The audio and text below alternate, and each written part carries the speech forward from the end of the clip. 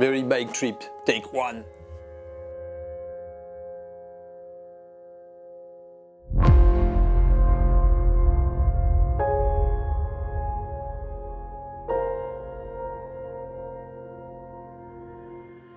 Comment retrouver les ressources de partir seul? Traverser l'Amérique profonde à vélo, sans assistance. Suivre les Rocheuses sur 4300 km en 31 jours avec un vélo de 40 kg. Stéphane m'a confié la lourde mais passionnante tâche de mettre en image sa traversée épique du Canada jusqu'au Mexique. Au début, je devais produire une sorte de diaporama avec des photos de voyage. Mais peu à peu, notre passion commune pour l'aventure à vélo et l'image nous a amenés à sortir ce film un peu décalé. C'est pour moi un de mes plus beaux projets vidéo où l'aventure humaine l'emporte sur la technologie. Nous espérons que vous allez vous laisser porter par notre passion.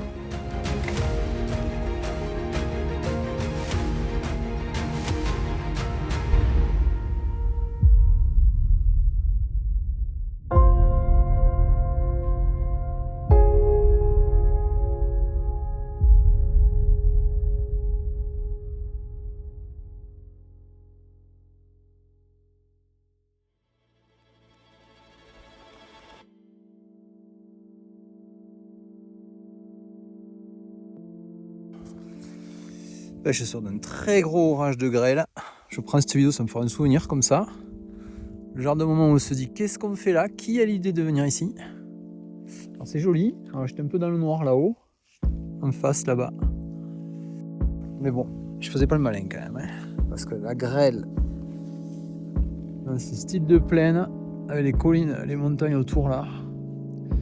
Ces montagnes toujours pareil, on a l'impression que c'est un plateau. Enfin c'est un plateau, mais tout à l'heure j'avais une colline avec un glacier suspendu.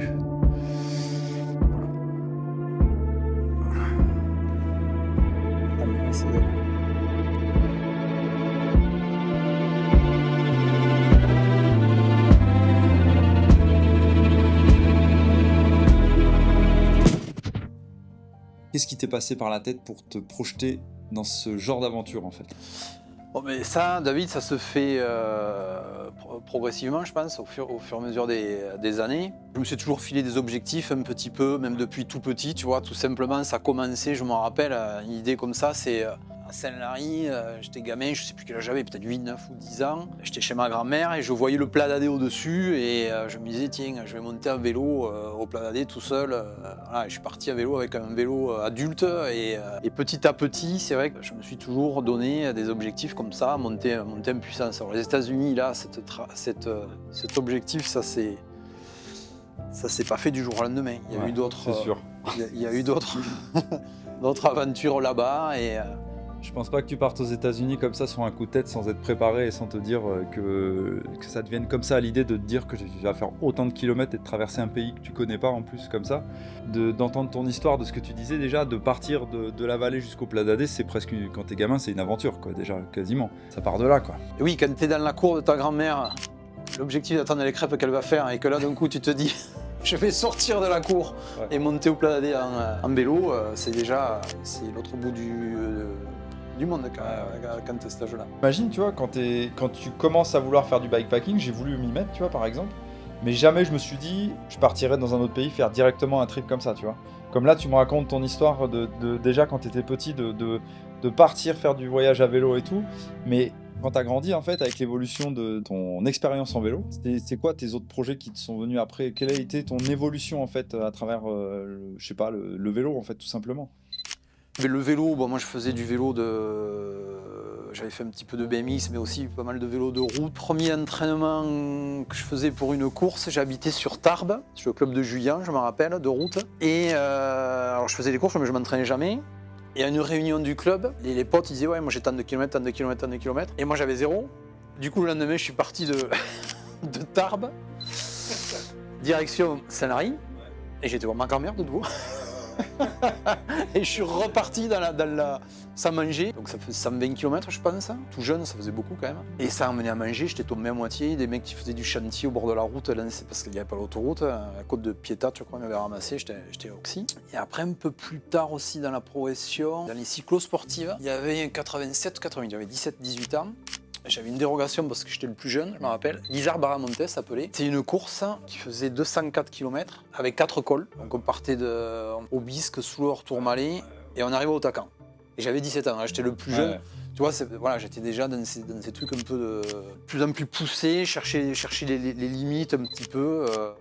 Est-ce qu'il y a eu un jour où tu t'es dit, ouais, là, c'est bon, je pars aux États-Unis, je me fais ce voyage-là, ou alors est-ce que c'est une idée qui t'a encore un peu trotté dans la tête, où tu t'es posé quand même plusieurs fois la question, est-ce que je pars vraiment ou pas, tu vois, et quand est-ce que ça t'a vraiment pris, ce goût du départ, là, tu t'es dit, c'est bon, j'y vais, maintenant C'est pas une lubie qui arrive. Matin, pam, je vais traverser les États-Unis, ça vient. Même si moi, peut-être que je me suis dit, tiens, je vais traverser les États-Unis à vélo seul. Peut-être que. Mais il y a eu des événements qui ont préparé à ça, tu vois. Ouais, parce que c'est pas ta première expérience sur ce type de voyage. Et t'avais, comme tu l'expliques là, t'avais fait déjà plus des parcours à VTT en fait à l'époque. Sur les États-Unis, j'avais traversé 2018 le Colorado. Ok. Donc là, le Colorado Trail, c'était un chantier qui partait de Denver jusqu'à Durango, 800 km. C'est le réputé le plus dur au monde en fait, de par l'engagement. Donc là, c'était en VTT, hein, vraiment. Tout suspendu. C'est très grosse expérience aussi, pareil, autonomie, solitaire. Tu roules, tu as le Colorado Trail, il passe en 3000, 3005, 3008 d'altitude. Donc ça a été la première expérience aussi longue en bikepacking, aussi intense. Et d'ailleurs, dans cette traversée, j'ai rencontré un Américain, on s'est croisés, ça je me rappellerai, parce que souvent j'ai des projets qui partent comme ça sur un petit détail. Moi je descendais et ce gars montait, donc il était en gravel. On s'arrête, bon, c'est un endroit désert, donc tu rencontres quelqu'un, tu vois, on discute. Il me demande ce que je fais, moi je lui parle du Colorado Trail, et lui il me dit ouais, je fais la Great Divide Mountain Bike Route. Moi j'avais jamais... Enfin, à ce moment-là, c'est pas les mêmes objectifs. C'était américain, hein, donc en plusieurs étapes. Mais tu vois, cette discussion m'est restée. Ça a été, c'est pas ça qui a déclenché, mais j'ai gardé cette rencontre qui a été un petit peu un facteur décisif de plus, quoi.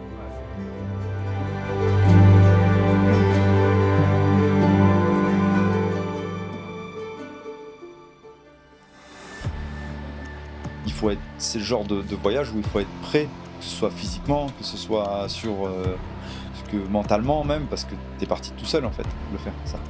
T'es pas parti, t'as pas eu d'assistance, t'as eu personne, donc c'est sûr que tu pars pas du jour au lendemain comme ça sur un coup de tête. Alors pourquoi tout seul ? Il faut savoir quand même que j'aime partager les choses avec les gens, hein, que c'est une partie de mon métier quand même aussi, et que je me régale de faire des choses avec mes enfants. Mais là, je pense que ça serait purement égoïste d'amener quelqu'un, sachant que tu sais très bien que c'est loin d'être facile tous les jours. Et je pense que les gens qui partent à deux, inconsciemment, ils amènent quelqu'un plus pour se protéger eux-mêmes en cas de souci, que pour vraiment partager quelque chose. Donc bon, j'avais quand même un nombre de jours assez déterminé, je voulais le faire quand même un temps assez court. Donc trouver quelqu'un qui puisse le faire, qui soit disponible, qui ait à peu près le même niveau, qui ça match, ça fait beaucoup de facteurs mis bout à bout déjà pour trouver la personne. Et puis je pense que j'aurais limité, alors peut-être que je me trompe, un pourcentage de chance d'arriver à l'objectif en étant à deux, tout simplement. Quand tu es à deux, ce genre d'aventure, ce que tu fais inconsciemment, tu te reposes un peu sur l'autre, tu augmentes le risque d'accident, parce que tu n'es pas concentré forcément sur ce que tu fais. C'est tout ça le problème. Donc tu roules, il y a l'autre qui peut provoquer une chute, ou toi tu peux le faire tomber. Et tout seul, en fait, ça t'oblige à développer des compétences que tu ne vas pas forcément développer quand tu vas être à deux. Alors que là, non, tu es obligé, tu n'as pas le choix. Là, tu progresses. Et en amont du projet, le fait que tu te dises je vais être tout seul, là tu prépares tout à fait différemment le projet aussi. Quand tu es vraiment il faut, c'est pas quand, il faut être concentré sur ce que tu fais. T'as pas sur 4000 km, si en plus tu es avec quelqu'un, tu prends un risque supplémentaire pour la personne qui est avec toi et toi-même. Alors après, à tout cas, évidemment, il faut, si tu as un accident, là ça peut être plus compliqué. Donc là aussi, c'est un travail en amont à réfléchir. La trousse de secours, tu la calcules bien. Voilà, et là, une fois de plus, tu ne peux compter que sur toi, quasiment. Bon, du coup, tu pars seul. Mais quels sont les moyens que tu as pu mettre en place, en fait, tout simplement, pour que tes amis, ta famille puissent rester en contact avec toi, ou quels sont les moyens que tu as utilisés, tout simplement, pour avoir un moyen de secours, vu que tu étais tout seul, qu'est-ce que tu avais, en fait, comme matériel, quoi ? Alors là, Ce qui est important, c'est l'expérience, une fois de plus, c'est monter progressivement dans les objectifs. J'avais les traces sur un GPS, mais j'étais suivi sur le téléphone. Parce qu'il n'y avait pas le système que j'ai pris actuellement. Alors sur le téléphone, le problème, c'est que quand il n'y a plus l'accès Wi-Fi, j'étais plus suivi. Donc les gens qui me suivaient, qui me géolocalisaient grâce au téléphone, ben là, c'était mort. J'avais disparu de la carte pendant 4 jours. Ok. Voilà, donc ceux qui regardent le film se rappelleront de l'expérience. Là, je rigole, mais bon, je pense que à ce moment-là, c'était pas très rigolo. Donc là, j'avais toujours le téléphone, bien sûr, avec une trace sur le téléphone. Ouais. Mais j'avais ce GPS là qui est top, qui est vraiment. Alors là, j'avais tout le parcours bien plus détaillé, plus perfectionné qu'il y a 5-6 ans dessus. C'était très très clair. Et en plus, j'avais un traceur satellite. Donc ça, l'avantage de ça, là j'ai un bouton SOS, c'est relié à un centre de secours, 24 heures sur 24, 7 jours sur 7. Ça a été, moralement, en fait, j'étais suivi par une vingtaine de personnes en gros. Sur une carte, c'est un fond de carte, point de source, voilà. Et j'étais, mais vraiment, j'ai toute ma trace d'ailleurs, voilà, toutes les 10 minutes, un point. Okay. Et les gens me voyaient, donc certains proches, des fois se réveillaient la nuit, regardaient. Ouais, ça permet qu'ils aient un suivi quand même de ton parcours assez précis, quoi. Alors ça rassurait les personnes qui me suivaient. Ils me voyaient avancer, donc c'était bon signe normalement. C'est sûr que si la balise elle reste 2 jours sur place, ils doivent commencer à se poser des questions. J'avais pas pris de jour de repos pratiquement. Ouais. Mais aussi, pour moi, c'était bien parce qu'en fait, je me sentais moins seul. Ça me motivait encore plus à avancer. Je me disais, tiens, ils me voient en train d'avancer sur la carte. Okay. À tel point que les nuits, il y avait des décalages horaires. C'est-à-dire que moi, quand je pédalais avec les parties de nuit en France, je savais que j'étais moins suivi et c'était plus dur. Ouais. Tu vois l'importance du truc. Tu t'attaches dans la solitude à des détails comme ça, parce que bon, après, ils n'allaient pas faire grand-chose. Si j'avais un problème, c'était surtout le bouton SOS à ce moment-là. Hein. Mais voilà, c'était un soutien moral quand même.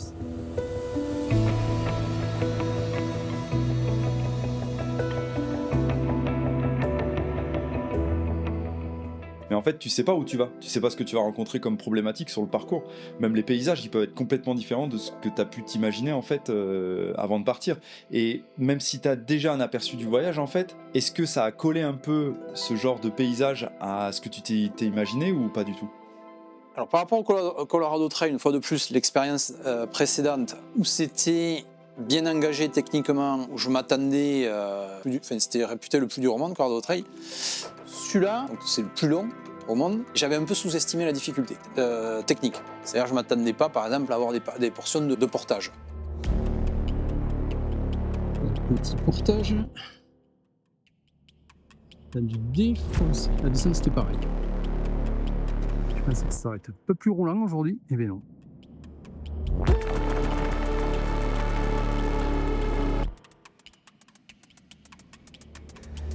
C'est très beau. Je pense que je vais devoir changer de chaussures bientôt. Je savais qu'il y avait des endroits, j'avais vu des photos sur les groupes de Facebook, ça, mais je ne m'attendais pas à soit comme ça. Il y avait des grosses parties roulantes, mais des grosses parties aussi. Un col, le pass, Renault, je sais plus. Ce qui est sûr, c'est que là, il y a un gros portage. Voilà, donc les Américains, ils connaissent pas les lacets, en fait. Où là, au niveau du vélo, il a fallu que je sois hyper vigilant. J'étais quand même sur un gravel, mais typé un peu plus cyclocross. Quand je suis arrivé sur place, premier jour, et je me suis dit que j'allais jamais arriver au bout, en fait. En fait, dans le temps, je me suis dit je vais y arriver, mais beaucoup plus de temps que prévu. C'était dans les 2 premiers jours, gros doute. En fait, au départ, moi, je m'étais dit, le truc dans ma préparation, je pars le matin 7-8 heures sur le vélo et j'arrête à 16h, 17h. Je m'étais dit, voilà, comme ça tu restes 2 heures, tu profites du jour 2 heures. Bon, ça, j'ai jamais pu le faire. Jamais pu le faire parce que je me suis dit, le vélo à 40 kg, 1400 km, je voulais le faire en une trentaine, 35 jours, 37 jours maximum. Quand j'ai vu que le terrain était très très loin d'être roulant, toute la Colombie-Britannique, le Montana, même le Wyoming. Des couleurs énorme. Toujours le Wyoming, bien sûr. Là, il y a des différences de couleurs, en plus avec les nuages bien noirs, le soleil, le vert des pins, plus la piste claire.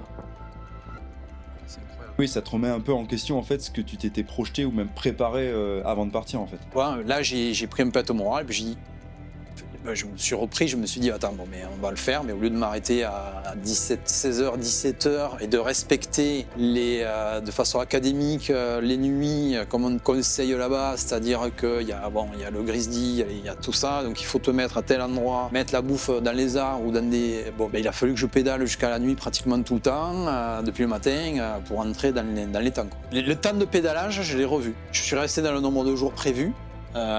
Mais il a fallu que je pédale toute la journée, quoi. Je suppose que quand tu pars là-bas, en plus, tu te prépares à avoir des animaux et de la végétation complètement différents de chez nous en France. Ça a été quoi un peu ton parcours pour te préparer à tout ça, sachant qu'aussi au Canada, il y a des ours aussi. Quels sont les moyens que tu as mis en œuvre pour t'attendre et te préparer à tout ça en fait? Par rapport au danger éventuel lié à la faune, là il y a une certaine idée de la chose, une certaine préparation aussi pour avoir été en montagne depuis tout petit, pour avoir croisé des animaux régulièrement. Et l'ours, je l'avais croisé aux États-Unis, j'avais discuté avec les Américains du danger potentiel. Et à côté de ça, donc je pars sur une idée moi, des risques qu'il y a eu, parce que pendant mon séjour il y a eu un décès de 2 personnes. Sur un endroit où j'avais dormi, une quinzaine de jours avant. On peut commencer par le pire, on va dire, dans cette zone, qui est Banff, c'est une des rares, il y a eu 2-3 endroits touristiques que j'ai croisés, c'était le point de départ, c'était un endroit touristique. Ouais. Et là, c'est le parc national d'Alberta. Alberta, que j'ai dormi début septembre, 15 jours après, un couple avec son chien se sont fait, ils ont retrouvé le couple agressé par un grizzly. Mais il y avait un chien. Parce que moi, quand j'ai appris ça, en fait, j'ai été bloqué par une tempête 15 jours après, dans l'Utah. Et j'avais trouvé un hôtel, donc accès internet. Et je regarde ça, je dis, putain, c'est pas vrai. Sorti des zones à ours, j'avais fait 2500 km en gros dans les zones à ours, je crois, 2000-2005. Et sur moi, je me suis dit, bon, est-ce que c'est toi qui es complètement inconscient parce que voilà, on voit les endroits, moi j'ai dormi là, j'ai dormi dans des endroits comme ça. Les meilleures nuits que j'ai passées, c'est sous la tente. La deuxième partie où j'ai dû dormir hors tente, c'est là où j'ai jamais dormi. Donc j'étais vraiment pas inquiet par rapport à ça. Mais c'est pas un problème de me dire t'es inconscient. Non, c'est pas. Pour moi, j'étais en sécurité là. Il y a pas de problème. Je me suis jamais senti. J'ai jamais été en danger là. Hein. Mais une fois de plus, voilà, tu respectes un minimum de logique, quoi.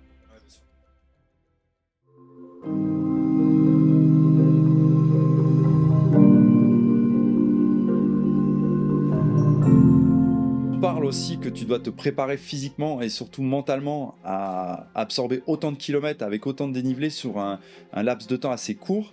Qu'est-ce que tu as mis en place? Comment tu as préparé ton entraînement avant de partir? Alors ça, c'est au départ, c'est quand même une hygiène de vie. Ce genre de voyage, tu le prépares pas 1 an, 2 ans à l'avance. Je pense que c'est une hygiène de vie que tu as au départ, une activité sportive régulière, voire à certains moments intense. Déjà, au minimum, c'est ça. Après, moi, par rapport à l'entraînement physique, c'est beaucoup basé sur l'intensité.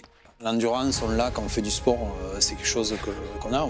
Par contre, l'intensité, hyper important de travailler, que ce soit en renforcement musculaire, parce que le bikepacking, c'est des vélos, là, j'étais à 35 kg. Plus j'avais rajouté, j'étais pas loin des 40 à mon avis. Quand on se met dans le dur physiquement, on travaille aussi le psychique. Voilà, on développe des capacités en intensité qu'on ne développe pas forcément en endurance. 1 an avant le voyage, c'est sortir de la zone du confort.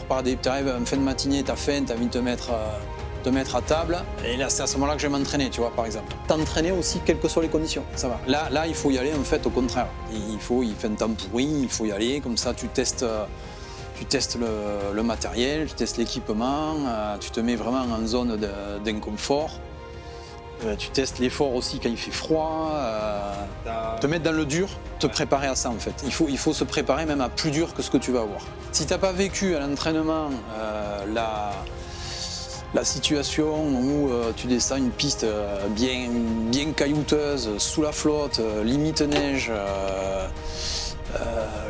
le froid qui peut, si t'es pas équipé, qui peut t'amener froid aux mains et tout, là ça va vite, ça dégénère vite la situation. Donc il faut vraiment la vivre à l'entraînement en amont. Ouais.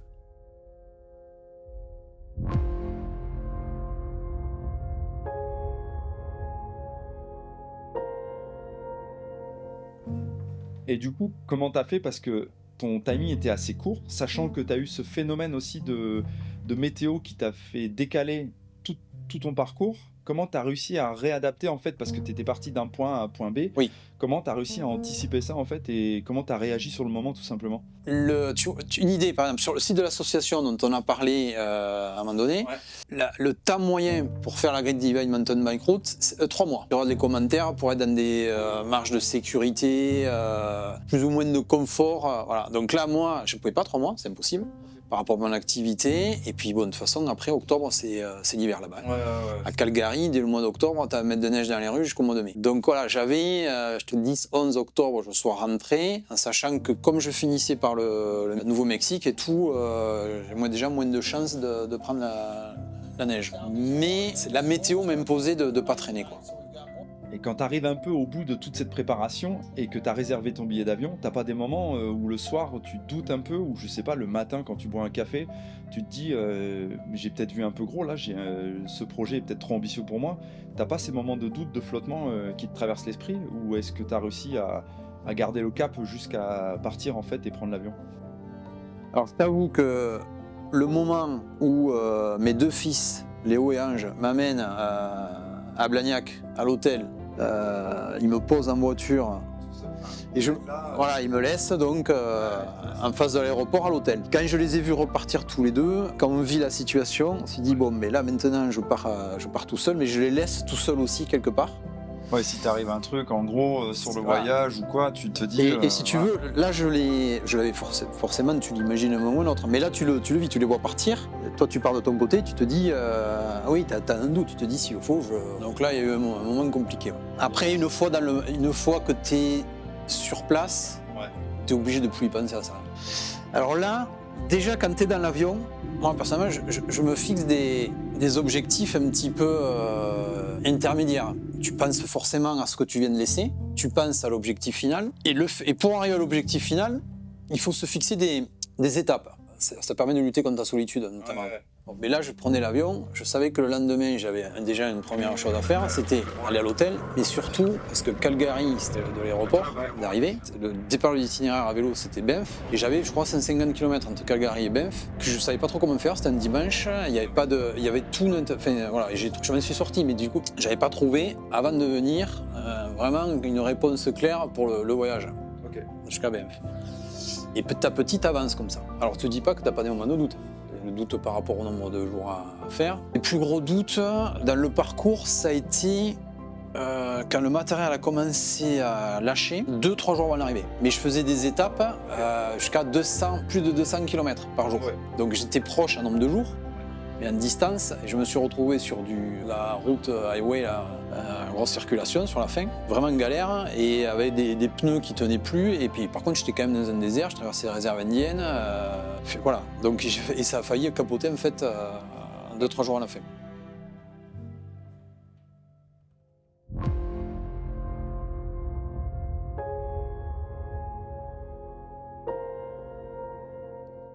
En fait, c'est toujours pareil, la vision qu'ont les gens d'un pays qu'ils ne connaissent pas est souvent décalée avec la réalité. Pourquoi les États-Unis? Mais c'est vrai que là-bas, tu peux faire 4000 km de piste, qu'ici, en Europe, tu peux pas, tu es obligé de faire de la route. Est-ce que tu as échangé aussi avec d'autres personnes qui ont fait des voyages plus petits en fait que directement d'aller aux États-Unis et qui auraient pu t'embarquer en fait avec eux?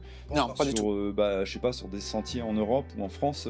Moi, j'ai un fonctionnement plus. Alors, j'organise, tu vois, je prépare le séjour, mais une force peut-être, c'est de m'adapter à chaque fois. Pas le feu, je me stresse pas, on va y arriver, tu vois. Et ça, il faut ça quand même dans ce style d'aventure. Il y a deux démarches, 2 esprits dans lesquels on peut partir. Il y en a un où on dit tel jour 1, je vais dormir à tel endroit.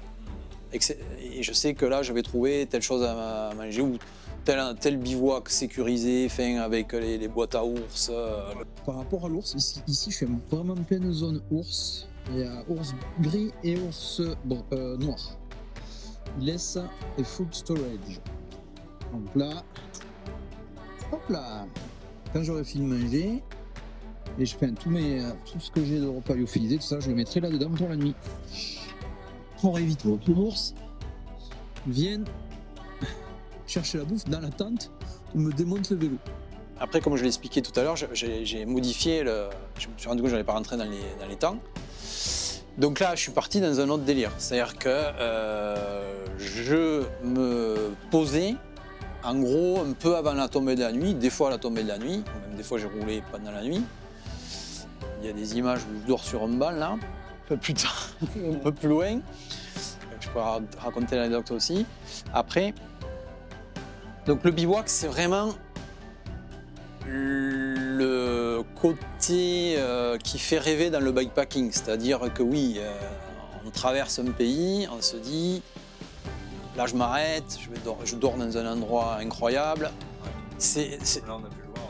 Voilà, là par exemple, c'est un des plus beaux bivouacs que j'ai fait, et qui était interdit d'ailleurs, parce que j'ai pas pu trouver, c'était Yellowstone, je traversais Yellowstone, et Yellowstone c'est un endroit où il y a une zone très touristique, et après tout le reste c'est interdit, on peut rien faire, il y a aussi tous les hérésies, tout ça. Bon, mais là, moi, dans la zone touristique, il n'y avait pas de place, il n'y avait pas réservé, je voyais personne depuis 3000 km, et là j'arrive, il y a un monde de fou.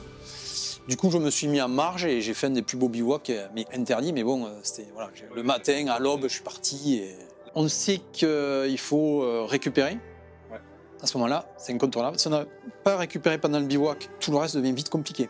À s'alimenter, s'étirer, et quand on est dans de bonnes conditions, on se pose, on revit la journée qui vient de passer. Alors ce soir incroyable, j'arrive par cette route du fond de la vallée là. Je vois bienvenue à la Great Divide Mountain Bike Route au Rider. Je m'arrête, je m'attends à un hébergement sympathique, mais là regardez. Hop, des petites cabanes. La totale, je vous le dis, a pris le tipi. Voilà le cadre. Et la douche solaire extérieure, mais tout ça, voilà ma maison. Voilà. Et la totale de tout ça, c'est que la dame me dit it's free. Ok. Moi j'ai jamais vu. It's free.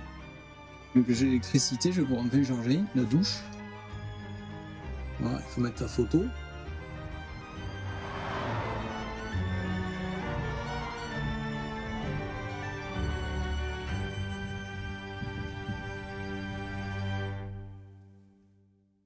Je vais vous présenter le petit air de camping, enfin d'air nature, de bivouac on va dire, qui se fait pas mal aux États-Unis.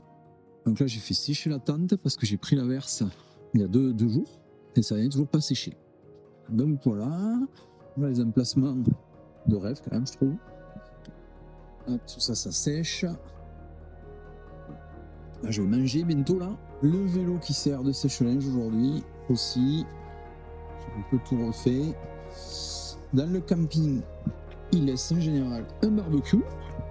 Voilà. Moi j'ai pas de grillade, dommage. Et par contre je vais manger hop, une pâte au sucre. Donc c'est pas mal. Et peut-être un extra, un café bio. Voilà. J'aurais pu récupérer dans la maison. Temps naturel de camping. Il laisse des toilettes sèches. Il y en a partout les toilettes sèches aux USA. Et c'est super pratique, ça évite de pourrir la montagne. T'arrives quand même à avoir un peu ce minimum de confort dans le bivouac parce que quand t'as les pieds gelés et les fringues trempées et que ça s'accumule ou même à mal manger tout simplement, que t'arrives pas à t'alimenter correctement, bah, je pense que t'as vite fait d'accumuler des journées et d'arriver à baisser les bras assez vite en fait. C'est mort. Donc là, l'équipement est hyper important. Dès qu'on arrive, hop, il faut monter la tente, mettre toutes les affaires sous la tente rapidement, à l'abri. Alors des fois, je tombe passe devant une rivière comme ça, mais c'est la journée. Voilà. Comme je n'étais pas sûr de pouvoir me laver le soir, hop, j'allais me laver dans la journée, je repédalais derrière. Voilà, ça, il faut s'adapter. Colombie-Britannique, notamment, les bivouacs, c'était compliqué parce qu'en fait, c'est tellement boisé. Des fois, je voyais des rivières Enfin, j'ai souvent des rivières à 200 mètres, mais impossible de les atteindre. En fait, si tu veux, tu pars le matin, tu commences à pédaler, et déjà, tu te dis, où c'est que je vais dormir le soir ? Ça devient tellement important, le bivouac, qu'il faut tu y penses la journée. Parce que c'est vraiment un élément... ça te tracasse, et du coup, tu te retrouves le soir, tu te dis aussi, il faut que je continue à avancer. parce que tu as l'échéance d'arriver. Tu te dis j'avance, ben là il y a un endroit sympa, mais bon, il faut que je commence à avancer, allez, on va faire 50 bornes de plus, tu continues, et puis au bout d'un moment, mince, là c'est galère, parce que d'un coup tu as une clôture avec des troupeaux t'as 2000 vaches sur le côté, et là tu te retrouves, alors plusieurs fois, quasiment tous les jours, je me retrouvais dans des situations bizarres. Alors, je vais te raconter une des anecdotes, c'est en Colombie-Britannique, au début du parcours. Là, je me retrouve, la pluie, l'orage qui commence à arriver. Je tombe dans des endroits où il y avait des habitations, ça, bon, je pouvais pas m'arrêter là. Et puis, je vois la trace GPS qui repart dans la forêt sur une piste super raide. Et là, mais raide, impossible de poser la tente. Alors, je dis, je continue, la nuit tombe. Et là, je continue. Au bout d'un moment, ça devient plat, mais super étroit, impossible de poser la tente. Et la forêt est hyper dense. Et à un moment donné, bon, la piste s'élargit un petit peu. Moi, je dis, ben là, je suis sous la flotte. Je pose le vélo. Alors le vélo, quand on pose le vélo en bikepacking, 40 kg, c'est pas le poser, il faut le poser à un endroit où on soit sûr de le reprendre sans me forcer pendant 2 heures. Et là, je vois arriver, il faut s'imaginer quand même, hein, pleine nuit, la flotte, là je vois arriver une montagne, le mec il doit faire, je sais pas, il devait faire pour les 100 kg, 1m90, tenue de combat, un endroit où j'avais vu personne de la journée. Arbalète. Et le mec il arrive face à moi comme ça, je dis bon, mais il arrive et de suite il me fait un gros sourire, il me dit je suis désolé, est-ce que vous pouvez vous déplacer un petit peu parce qu'on est posté pour chasser le... C'était en poste sur chasser, là où tu t'es arrêté. Pile là où je me suis arrêté. Il est sorti d'un fourré mais je l'avais à 10 mètres, je l'avais pas vu. Tu parlais tout à l'heure que tu avais mieux dormi en fait sur la première partie du voyage quand tu étais en bivouac et en tente en fait. Et qu'est-ce qui s'est passé sur ta deuxième partie du voyage? T'as fait des rencontres? T'as utilisé, je sais pas, des hôtels? Comment ça s'est passé en fait? Quelle a été la différence tout simplement? Alors, c'était moins intéressant, ça a été galère. J'ai plus de moyen de dormir vraiment sous tente. Okay. À partir du moment où je suis sorti de la Great Divide, donc j'ai décalé sur l'Utah à cause de la neige. Juste avant de décaler, j'ai quand même réussi à dormir en plein désert dans un endroit où il y avait 3 maisons, un petit village, avec mes styles Far West. Il y avait le ranch, le petit hôtel comme ça. Bon, mais là, écoutez bien. Voilà ce que je viens de trouver. Il faut dire que j'ai bien galéré ces jours-ci là. Dormi un peu à l'arrache n'importe où. Et là j'arrive dans un bled perdu, une fois de plus, où même pas d'épicerie depuis, j'ai eu une épicerie en 200 km, 2 épiceries en 200 km je pense. Pas de camping, un campground, mais là j'avais vraiment envie de doucher. Je rencontre des gens et ils me proposent au prix d'une chambre d'hôtel vraiment pas cher. Ça. C'est-à-dire que c'est des lodges, quoi. Les lodges aux États-Unis, ça coûte une blinde. Donc voilà où je vais passer la nuit. C'est vraiment top. Ça va me changer parce que là, les 3 jours ont été compliqués. J'ai pris une tempête en plus aujourd'hui. Voilà. Bon, mais voilà. J'avais fait un point sur l'itinéraire et je savais qu'on pouvait dormir. Je cherchais un camping. Sauf qu'on était en arrière-saison et que ce genre d'endroit c'était fermé. Alors, ça n'a pas raté, j'arrive, il n'y avait personne. Et là, je vois sortir d'un motel un gars avec une barbe comme ça. Et il me dit ça va, il vient me voir, tu cherches quelque chose? Je dis ouais, mais je pensais trouver un camping. Ouais. Il me dit on ouvre demain. Parce qu'il venait de racheter en fait l'hôtel dont il venait de sortir. Là, ça a été une belle rencontre. Il me dit ouais, mais regarde, j'ai des cabines à côté. Sa femme m'amène voir les cabines et je lui dis quand même, je cherchais une douche. Comme on achète demain, il n'y a pas l'eau encore, tout ça. Elle me dit mais attends, elle repart. Et elle va voir donc son mari qui était Tim. Il dit est-ce que ça te va? Il me fait visiter alors le vieil hôtel type vraiment mais Far West. Okay. Je te le prête. On n'est pas là, nous, la nuit. Il me dit, mais je te laisse. Enfin, il m'a loué une chambre, mais pour rien. Ouais. Et j'avais l'hôtel pour moi tout seul toute la nuit.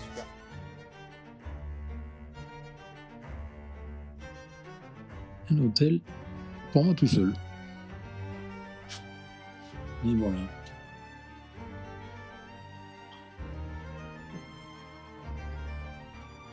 Ça change de la quinzaine. De la douzaine de jours passés. Pour finir, ce gars-là, avant de rentrer à l'hôtel, je discute un petit peu avec lui. Et je lui dis, mais qu'est-ce que tu fais? Il me dit, moi, je fais de la musique. Il se met à chanter devant moi, là. Enfin, à mimer. Il n'a pas de guitare, mais il se met à mimer. Et en fait, en discutant, Tim Montana, c'est un chanteur country rock de là-bas qui est connu.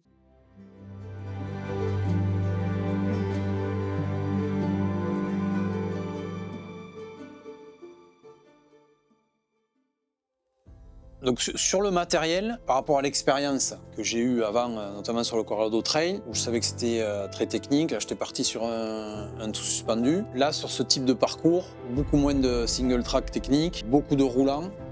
Donc pour moi à ce moment-là, quand j'ai préparé le parcours, tout en se rappelant que j'avais sous-estimé un petit peu la difficulté technique, je suis parti sur un vélo super performant sur piste avec mon cadre carbone, jantes carbone qui sont vraiment indestructibles et que ces roues, ça, quel que soit le vélo, je les garderai.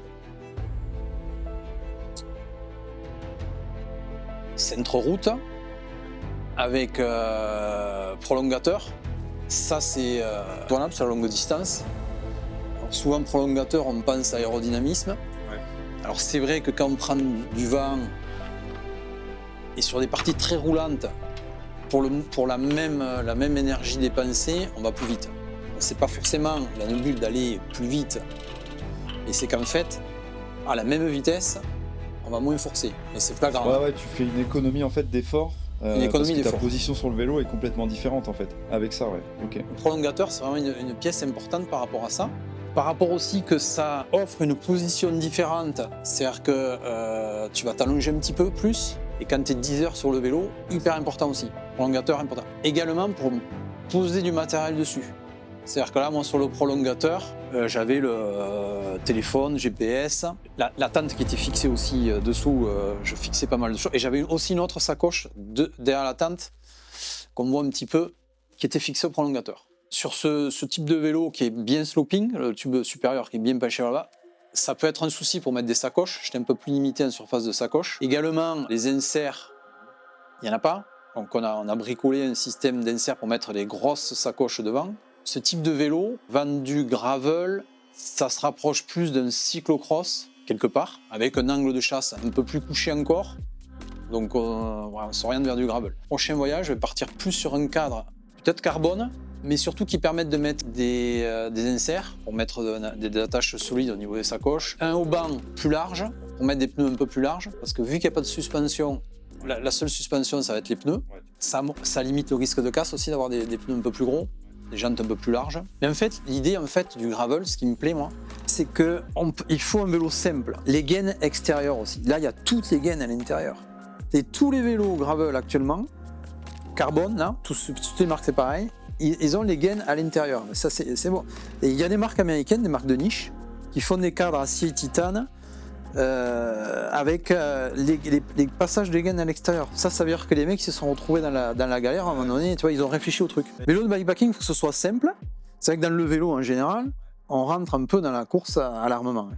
Il faut simplifier au maximum pour avoir un vélo fiable et être capable de le réparer, alors qu'il n'y a aucun magasin de vélo sur les 4000 km. Ouais, et vu qu'on parle de ça, t'avais prévu quoi comme pièces de rechange, outillage en fait, pour subvenir un peu à l'entretien de ton vélo tout au long du parcours? Au-dessus du boîtier de pédalier, là j'avais tous les... Ouais, j'avais maillon rapide, j'avais tout mis au niveau transmission, j'avais tout mis neuf. Voilà, pour tenir, pas être embêté. J'ai strictement quasi rien eu sur la partie mécanique du vélo.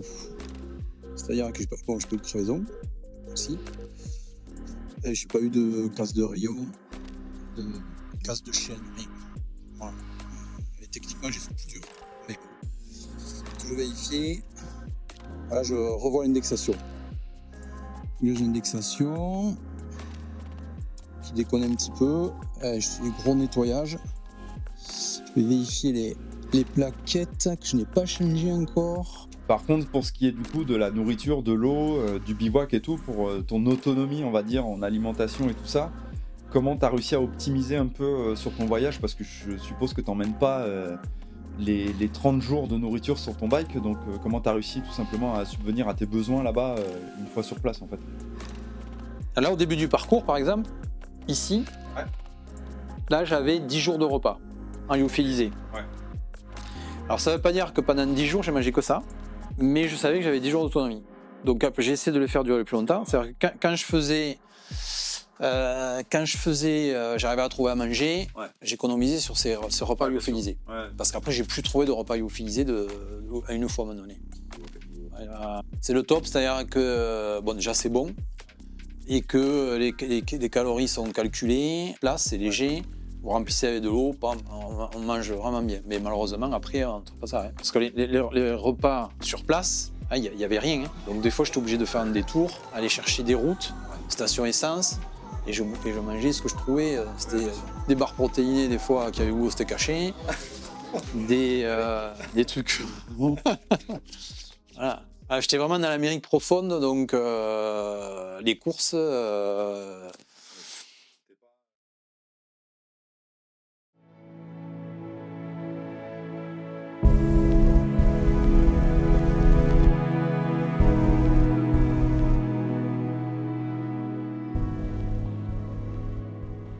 Et moi, j'ai une question qui me trotte un peu dans la tête, c'est est-ce que tu t'es pas posé la question toi-même d'ailleurs de te dire si j'avais fait ce voyage-là en étant plus jeune avant, j'aurais été plus vaillant, peut-être plus quand t'as la fougue de la jeunesse, des fois t'es un peu plus vaillant, que je veux dire.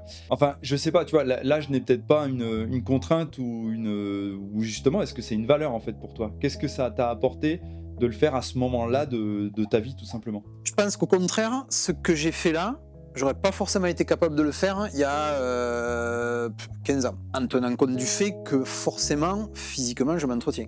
Par contre, la force que j'ai maintenant et que j'avais pas il y a 15 ans, c'est tenir, c'est l'expérience qui fait, tout simplement les 15 dernières années, j'ai fait des choses qui m'ont permis d'arriver à faire ça. J'ai fait des erreurs à des moments, j'ai profité de ces erreurs pour progresser dans ce genre d'aventure.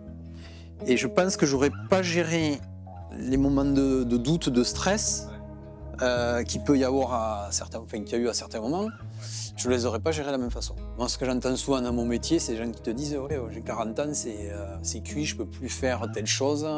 Ça me parlait même d'un voyage comme ça. Et là, j'ai envie de leur dire toujours possible. À partir du moment où on s'entretient, au contraire, quoi.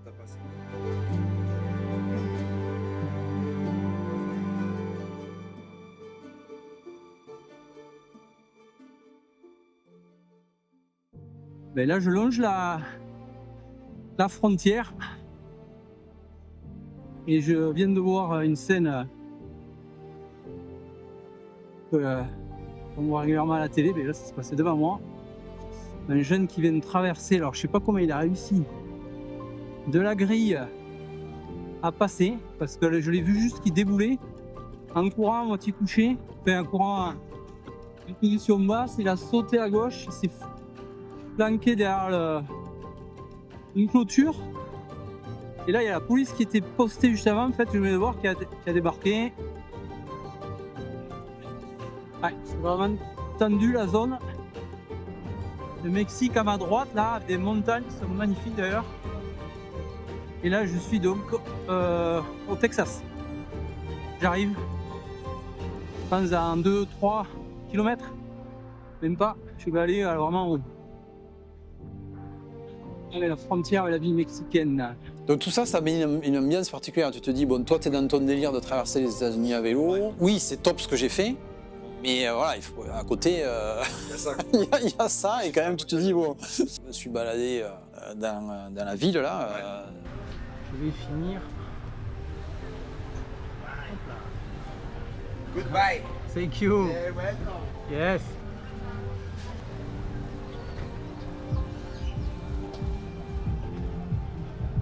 Sorry.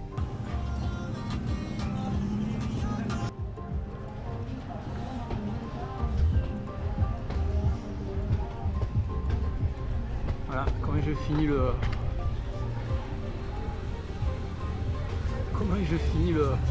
l'aventure.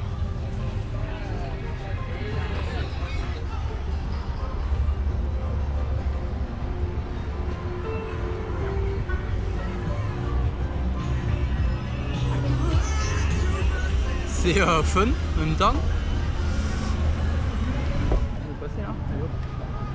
Il y a le tramway, il y a les piétons. Hop là.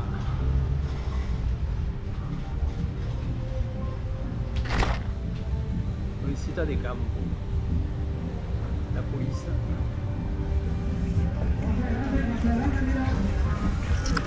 Bon, je suis pas encore au Mexique, hein.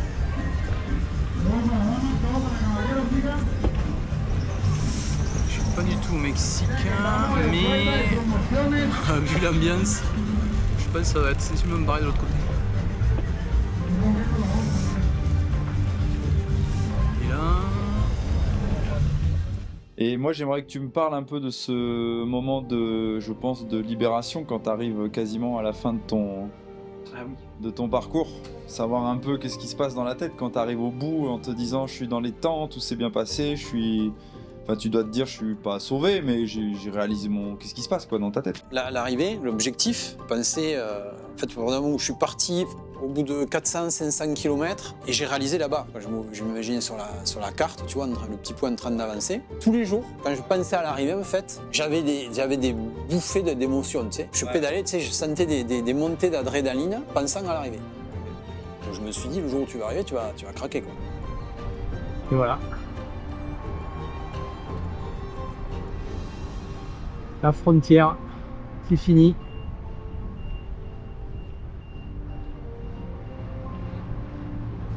Incroyable. Fin de l'aventure.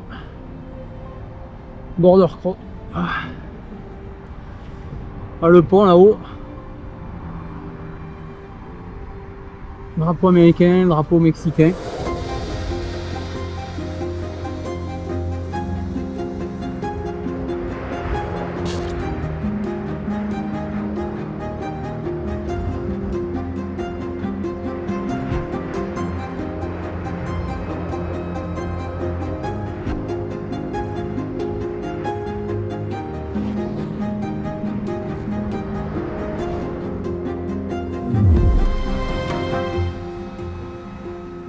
Terminé la traversée. J'ai toute émotion, elle était surtout avant en fait, avant d'arriver là. Il y a une vingtaine de kilomètres. Là, je suis surtout étonné par l'ambiance. Enfin, étonné.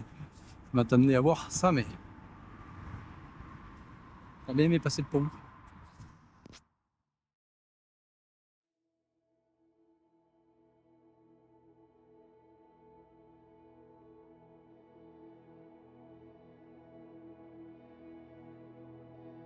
Une telle aventure dans les montagnes rocheuses laisse forcément des traces. Toutes ces heures de solitude dans l'effort, à traverser un immense désert de montagnes, de forêts, de plaines arides, resteront gravées au plus profond de moi. L'inconfort, l'extrême, oblige le corps, le mental à s'adapter. J'adore ces situations de survie. On efface tous les détails qui encombrent l'esprit. Seul reste l'essentiel, manger, boire et dormir à l'abri.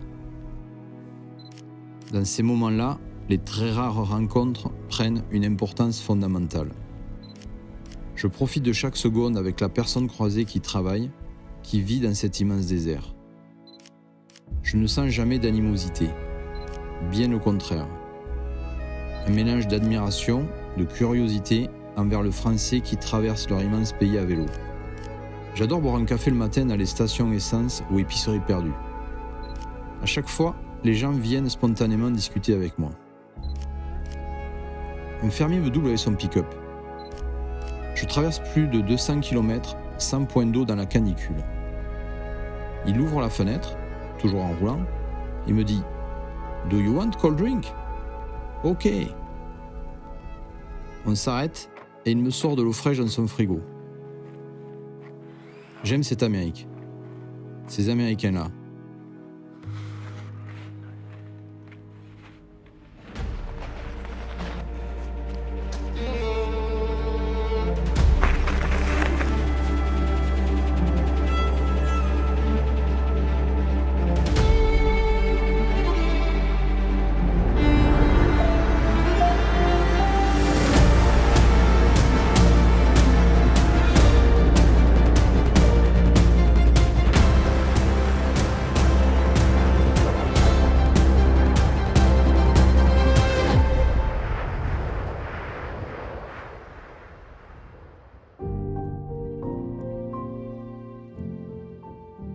très bientôt.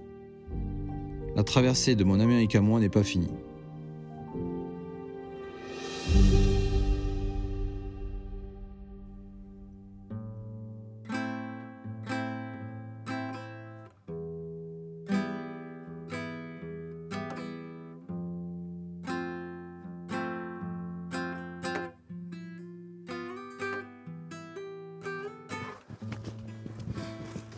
Je commence à avoir l'habitude de faire l'acteur.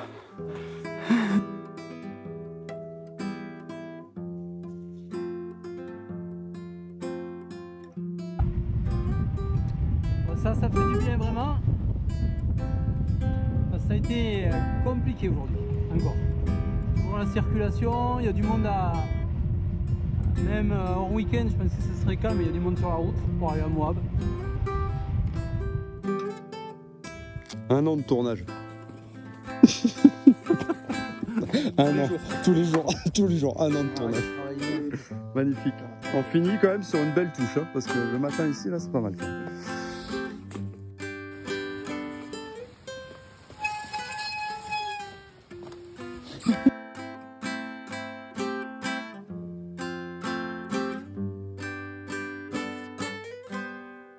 Alors vous me dites, mes enfants, Léo Ange, à quoi on ressemble? Pas trop père. Et ça va le look? Yeah.